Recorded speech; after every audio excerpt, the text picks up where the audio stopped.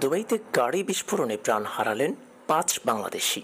সংযুক্ত আরব আমিরাতের দুবাইতে গাড়ি বিস্ফোরিত হয়ে ৫ জন বাংলাদেশি প্রাণ হারিয়েছেন বলে খবর পাওয়া গেছে। নিহতদের সবাই ঢাকার দোহার ও নবাবগঞ্জ উপজেলার বাসিন্দা। রোববার ৭ জুলাই বাংলাদেশ সময় সকাল 10:30টায় কাজে যাওয়ার পথে এ দুর্ঘটনা ঘটে।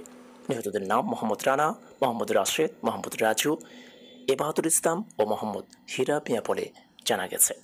এর মধ্যে হীরা মিয়ার বাড়ি দোহার বাজার এলাকায়, বাকি ৪ জনের বাড়ি নবাবগঞ্জের জয়কৃষ্ণপুর ইউনিয়নের পালেঙ্গা গ্রামে।